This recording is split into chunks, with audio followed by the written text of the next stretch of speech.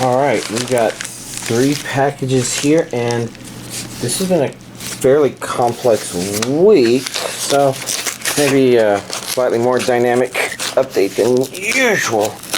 But let's at least get things out. As you can see, this is some Zatch Bell stuff. Let's get the receipt out of the way, but oh, well, this is relevant to what I'll be talking about today. But let's get these open. This is probably non-anime. You know, it's kind of weird because these have this thing there that makes it look like you can open it without using a pair of scissors, but oh my god, the scissors just make it so much easier. So, we're going to take the easy way out. And see some Pickle Rick! Which would be, you know, Rick and Morty Season 3! A fun season. I can understand why some people maybe didn't like it as much as the previous couple. Why am I opening it? I usually don't open these non-anime ones. Oh well, this is Rick and Morty. Yes. Morty Adventure Card. And this is just Pickle Rick all over the place. Now obviously this isn't the Blu-ray version, it's just the DVD version. Maybe at some point I'll go back and get the Blu-ray versions, but you know, the DVD versions allow me to, oh gosh, this thing is unstable, but I did find the opening over here, and it stopped opening halfway through, so. Anyways, the real point is to have stuff that's ready to be processed. Lots of things. But before we continue with this, let's go with, so let's see. I was grocery shopping on Saturday, and I noticed a Pokemon Booster Pack with a Kirlia promo card. You know, that's a pretty. I like the Gardevoir line, and you know, that's kind of amusing. This is the first time I've ever bought Pokemon cards, which is surprising, I know. So, you know, most of these, yeah, okay, they're neat Pokemon. An energy card, of course. I have no idea. Spiritom's actually pretty cool, and so is Rotom. You can see here, you know, past the energy card, I think is when the uncommons start showing up, I guess. And Cosmoem, which was foil, so I decided it's pretty cool. But then there's this, and it's kind of hilarious to get this because apparently this is like the second most pricey card in this expansion or something like that. So I guess I paid like $5 for this booster pack, and that's a $60 to $75 card. Did I mention the Palkia Pog thing? Whatever this is. I don't know what that is. Anyways, that's making me think I should probably get some Pokemon cards just to have them. I mean, I've been known to play Pokemon, the games, you know. I don't know, people at least that know me think of me as a Pokemon person, but maybe having a deck would be a good idea. And I've never played before, but I got a vague idea of the rules and how some of the deck strategies I'm looking at work. I'm not planning to get a lot of them, but maybe just enough to make a single deck that I could play if somebody's like, hey, you play Pokemon. I don't think it's as common as Magic the Gathering, and I'll probably never ever play it, but I don't know. I think it's a fun idea. But time All Out Part 2. I don't know when my priority for firing this up will be. Regions A and B should be dubbed. Because, as you may recall, watching the first half of it, one issue I kind of had with it was I'm not quite sure if it's as focused as I want to be. So it's not bad, it's just not as much of a story, I guess. Oh well. One Piece, Season 9, Voyage 5. It's good that more One Piece is coming out. I think there was a brief pause here in Season 9, and this is US Season 9. I'm pretty sure it is not Japanese Season 9, because I think US Season 2 is probably a combination of a couple Japanese seasons. Whoa, this thing's being annoying. But yeah, let's get this opened. we got the 1, we've got the 2, we've got a 1, we've got a 2. There's a lot of One Piece out. Episodes 564 to 574. And since there's been 1, maybe 2 episodes skipped, that would be a total of 572 to 573 episodes watched afterwards.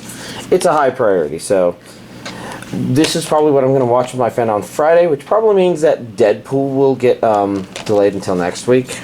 Deadpool 2, I mean. Is this elDLIVE? elDLIVE. I'm trying to think of anything from this jumps out as familiar looking. Nothing does, but his power comes from the heart! Oh, I see. This will finally explain Captain Planet. Looks like a dub, but region A only. No different there. That's to be expected.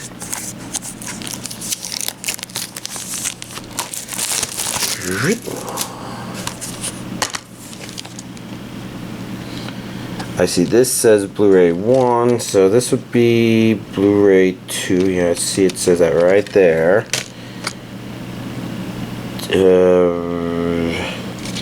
DVD 1, okay. DVD 2, and I don't know. This is a kind of invertible coverish sort of thing. I don't know what to make of this.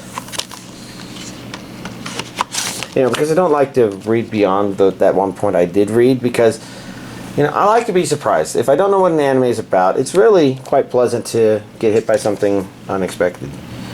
Tsukigakirei As the Moon So Beautiful. This actually looks really neat. Ooh, regions A and B. And there's an English dub. True love never did run smooth. Well, I did think this looked like a love story of some sort. Problem is, you know, I like the look of so many anime, but I end up putting off watching it and then not actually watching it, and then it just ends up in my piles of unwatched stuff. I see Blu-ray 1, Blu-ray 2, DVD, presumably. There's a really small DVD, and the light blue on white does make it a little hard to read. DVD 1, DVD 2. I think there's some important characters there. Is that him? Might be. This is one of those anime with more plain looking characters though, so it can be hard to tell. Oh well. Next up we have Yona Pengiun. I have absolutely no idea what's going on here. Made in Japan, region A. I see an English dub. The Goblin, an angel girl in a penguin suit. Okay. I'm guessing this is a short or a movie or something like that. Actually, this says includes complete movie on one disc. Does it say runtime somewhere? 85 minutes. Okay. So I noticed sometimes something is called a movie and then it turns out to only be like 55 minutes. That would be the some of the Dragon Ball Z movies, I think. Oh well, anyways, and last but not least, we have Zatch Bell movies 1 and 2 on DVD. I did check, and I did have these on Blu-ray, a combo pack of some sort that I ordered who knows how long ago. Well, I have these now, and this time I'm not forgetting to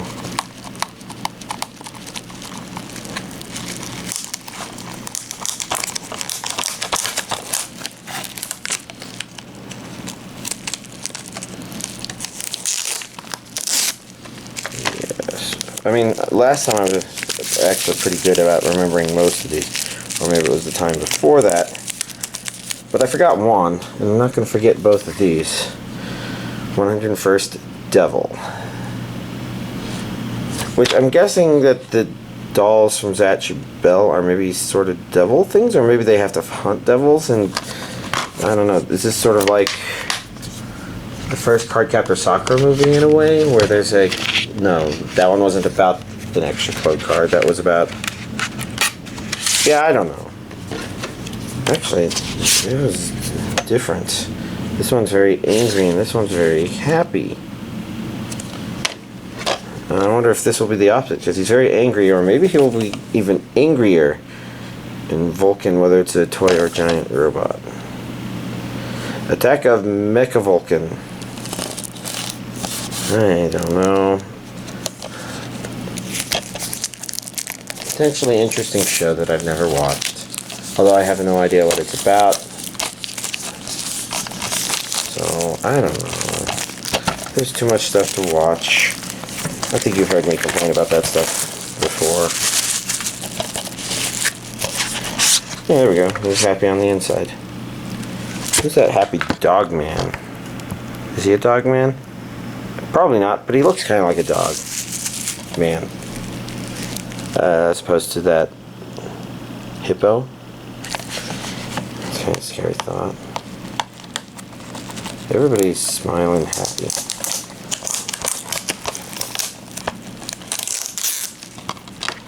I don't know what to think. Oh, we're just taking a peek at the inside. Not really seeing much, but, you know. Sometimes this is original Japanese language, both of these with English subtitles. You know, sometimes that's just how you get more anime out here in the States. Anyways, here's this week's anime DVD collection update. Alright, yeah, lots of stuff to talk about, maybe. I have to think about it, but first off, I did finish watching Naruto Shippuden with my friend, and I think it's exactly as I predicted. It was in the middle of this excuse to tell side stories. The interesting thing is the artwork on here seems to have absolutely nothing to do with what it was doing. In fact, what it was doing was... There's one interesting thing about it, but there's also... I think last week I kind of mentioned their excuse for these side stories this time was maybe potentially interesting from the perspective of being able to approach individual characters' ideas, but then this one was using one character as a jumping off point to just tell a story about all the other characters, and the other character just kind of reading an idea, I guess, about them. And it was kind of stupid because it kind of defeats the own purpose of what could be potentially good about it. And the second half kind of continues because this side story, most likely completely filler content, is basically retelling the first Naruto from a different perspective. So it's covering major character developments that happen in a different way for different reasons. And there's some neatness in that it is... For me, the thing that's neat about it conceptually is being able to see how Naruto would have gone through events from the first series if he wasn't an orphan, basically. And it's not exactly focused on that, but it presents that, and because it kind of works underneath that framework, it's neat, but it also feels like it is a big excuse to just waste time and not go with the major story, which is kind of the point. The point is, you know, at this point when they were making it, they were trying to give the manga a chance to catch up and breathe and all that stuff. And eventually, you know, we will finally finish Naruto Shippuden, but as it is, it's a bit of a mix, definitely on the less exciting side. And it's kind of weird because I think it's better than the Three Tails arc, but it seems less important than it, so I don't know. People will have to make of that what they will when they watch it. So I watched Hold It Part 2. I'm kidding. It's actually Ace Attorney Part 2. And I think when I watched Part 1, I commented that it kind of seemed like maybe the entirety of this series was the first and the second game, unless there's a part 3. That would actually be really nice, because I was vaguely remembering what the end of the third game was, and I thought that was the end of the second game, but it wasn't. But it does play on elements introduced in the second game, and this one pretty much covers the second game. I finally took a look, and I guess the game just felt like there were more court cases, because first of all, I didn't actually play them, so I didn't keep track of the court cases specifically. I watched somebody else playing them on YouTube, and yeah, you know, it takes longer to go through the stuff than a series does, and it's kind of interesting watching it and seeing how much of it is kind of just animating elements from the series, although I can't help but feel like there's a lot of it that gives you a better feel for the layout of everything, mostly because the games presented ideas.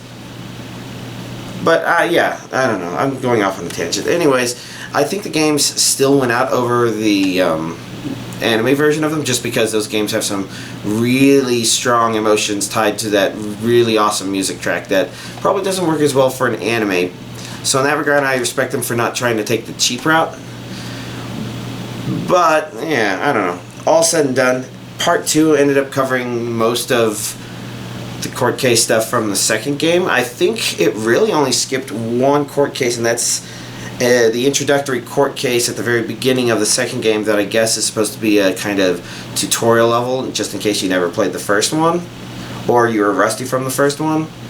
So I think it contained all the court cases from the first one, but not from certain side stories sprouting out from the first one, and this was all of the second game. So if there was one more, they could have the entirety of the third game, and then maybe I could remember some of that stuff. I mean, this was already having to remind me of stuff from them. So overall, it pretty much means that you'd be better off playing the games if you can, but these doesn't seem like they're too bad. You watch them and you kind of enjoy them. It's just missing the same sort of thing I think I mentioned the first one was missing, in that one of the tricks to being able to play the games in the first one is you do have a special power that allows you to see when somebody's telling a lie, and that you have to unlock certain things in order to get them to tell the truth. And there was actually a reference to that in this one, but not actually using it. So yeah, anyways, fun stuff. Next up, I watched Is It Wrong to Expect Hot Springs in a Dungeon? Expect a hot spring in a dungeon. You know, this is just a single episode OVA, and it seems like it's more than that because it comes with the soundtrack, and I still haven't tried ripping that yet. But content-wise, it was kind of nice watching this. It isn't engaging in the same way that the original series would be, but you'd kind of expect that because this is a Hot Springs OVA episode. And it's actually really nice watching this and getting back up to speed on, oh yeah, there were those characters and those ideas floating around, and that's how the series ended. A lot of stuff that I couldn't remember from the first time. But, you know, overall, I wouldn't say it's necessarily the most engaging story-wise, but it was still not a bad watch. It's kind of refreshing if you haven't been to the series, and it's bringing you back into all the stuff that happened, I guess. But just one episode, and hopefully the side story thing that comes out later this month actually ships, for starters. There's a chance it won't, because for that one, I actually really liked the character design of the sword lady that the main guy liked in Is It Wrong to Pick Up Girls in a Dungeon? You know, she was just neat. And so I've accepted getting the premium edition for that, but as I've complained about before, Sentai Filmworks has this tendency to not release the premium editions anywhere near when the other ones are. And the normal versions have been in stock at Right Stuf for a long time, but the premium edition is still not in stock, which raises the possibility that it might be another month until I get that one, or a month after release. So we'll have to see, but it was a good refresher before watching that. And I guess lastly of the stuff here, I did watch, or start watching Chihaya Furu Season 2. you know, this actually isn't the full thing. The full thing is up here, but it's easier to stack this underneath other stuff, I guess. And so far, I'm actually really enjoying it. It doesn't feel like there doesn't feel like a big jolt from the season 1 season 2 transition that sometimes happens with some shows. So that it's good that there's some consistency there. The activities as to what's going on, I think they feel a little more engaging. I'm not sure if they're more dynamic compared to the first season, because the first season kind of spent time building something up, and this one, it's continuing from where that was built up without really feeling like it's having to rush things, I guess. But it is still interesting and engaging, and I'm kind of curious to see where it's going. It's definitely playing that shoujo sports drama combination sort of thing that I think the first season was also doing, where the sports element is very predominant, but there's a very shoujo feel to it, because it's not like rugby like All Out is. It is a I can't remember its name, that card swiping game from Japan, and that means that it's kind of similar to the setup for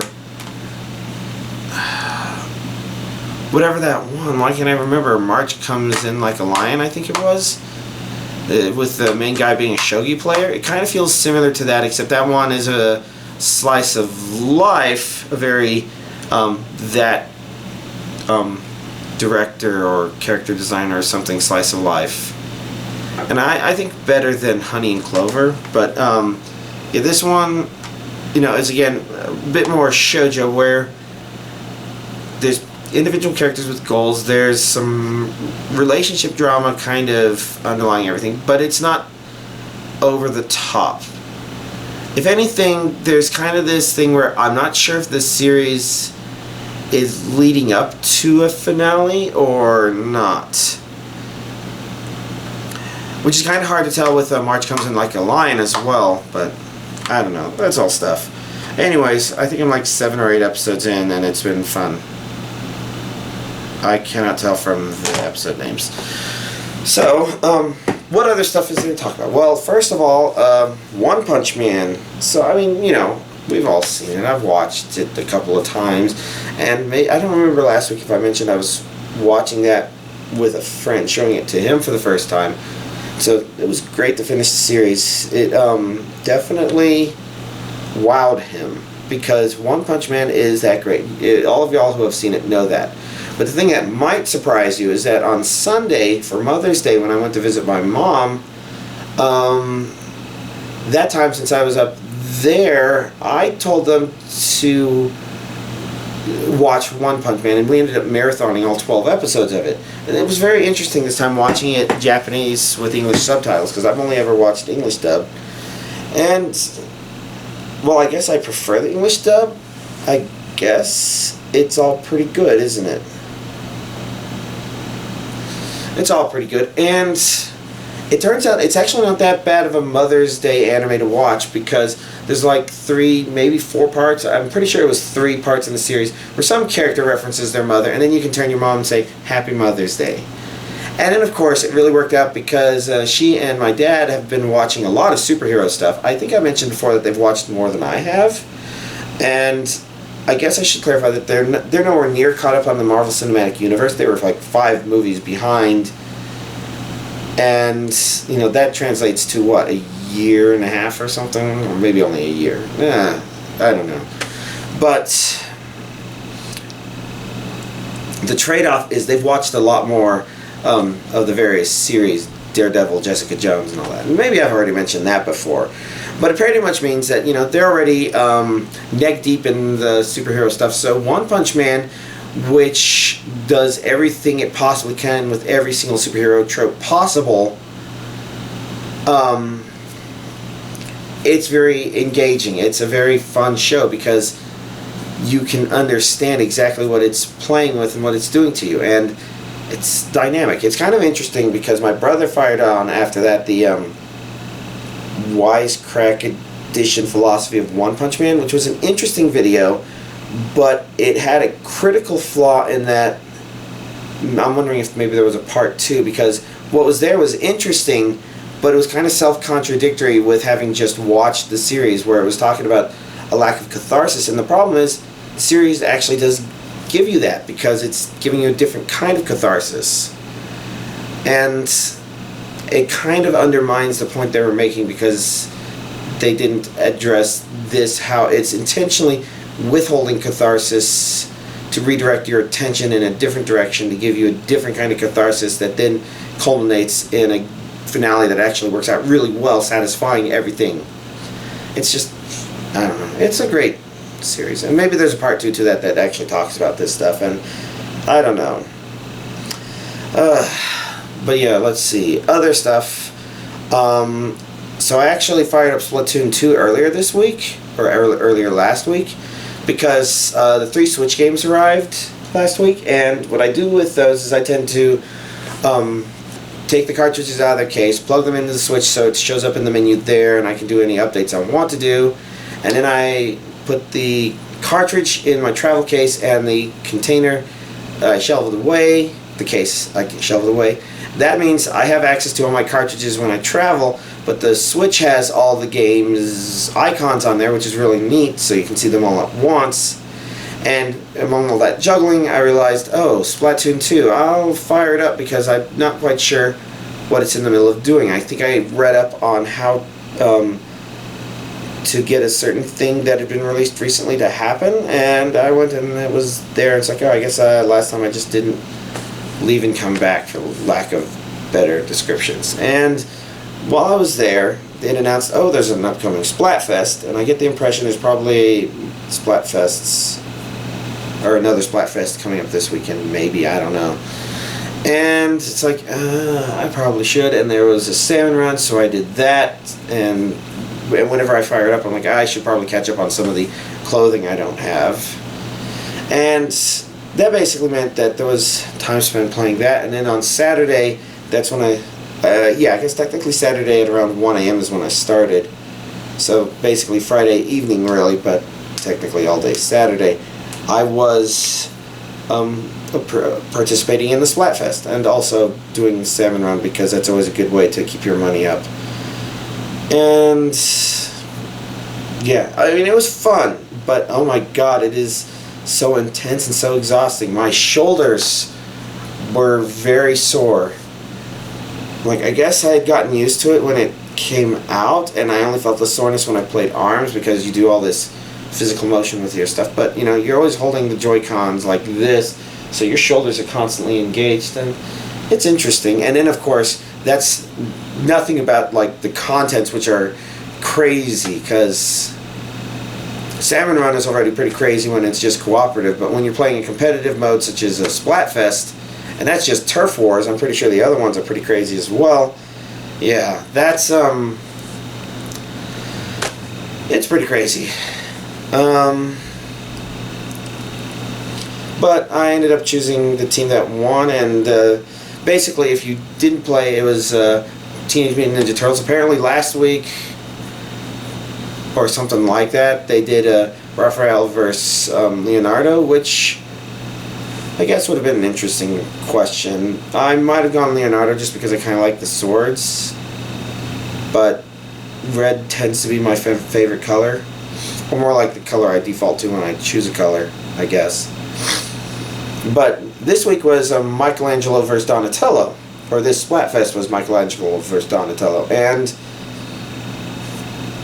no contest, I'm definitely a Donatello fan. Although these were new designs and they looked kind of meh. Like, I could understand some of the previous designs, but it just looks like, I don't know, maybe this is similar to people's complaints about Pokemon, newer Pokemon being created that are way too complex looking, whereas the first gen was a bunch of simple stuff.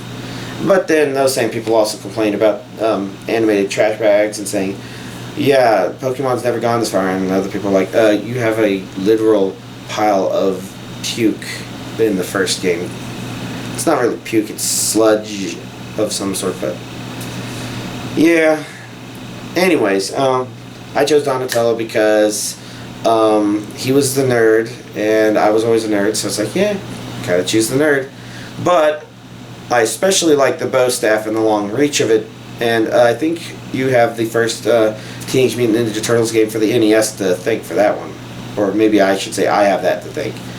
Because Donatello was hands down the best turtle. He's the turtle that gets you out of spots because he hits those enemies for much more powerful than the other turtles, for much further distance than any of the other turtles, which is why he tends to be the first one to lose. But I digress.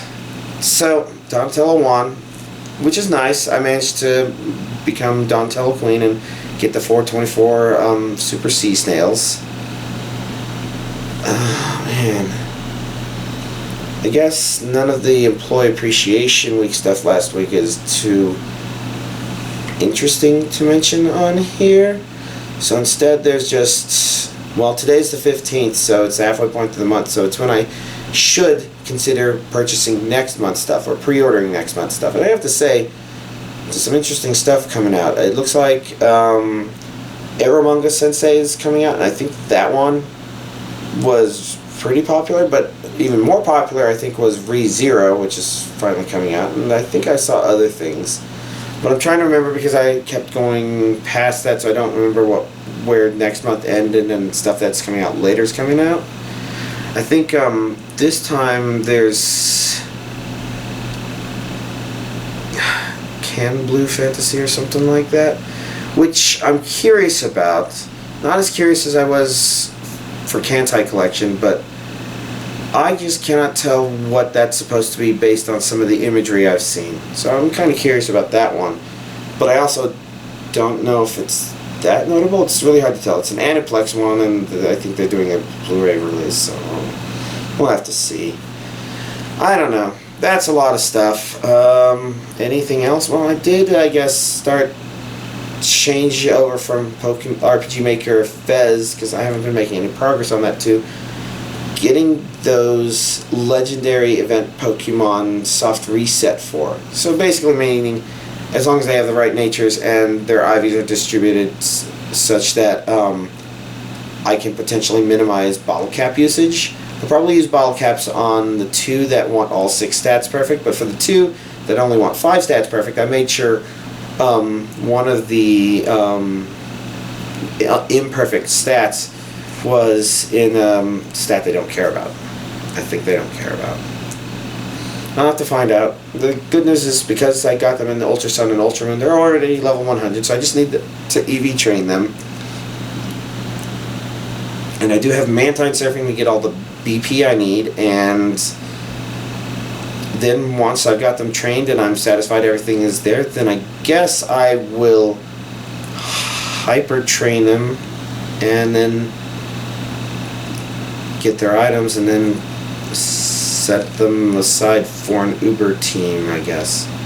It's kind of predictable, but oh well.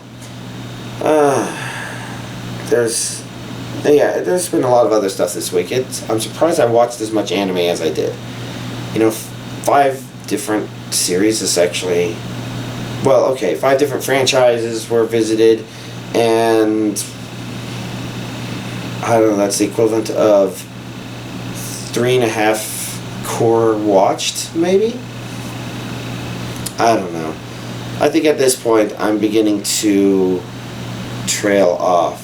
So I'll go ahead and end it there. Did I mention that for, since I bought this just to get the Kirlia, and this other stuff is kind of cool, but whatever. I bought this to get the Kirlia, and I'm probably going to buy other cards to maybe eventually assemble a deck just to have a deck, I guess. But I did order a Ralts and a Gardevoir to go along with this Kirlia. I think this is so this pack was UltraPrism, but I think this promo Kirlia is the Kirlia from Burning something. SM Burning, I guess. And so I bought a Ralts and a Gardevoir from that, and I have to admit, those cards look cool, so I hope they look as cool when they arrive as they do shipping. And none of that will get me any closer to making the deck I have in mind. Oh well. Anyways, yeah, I think I'm babbling. I'm going off on side tangents now. So, y'all have a nice week.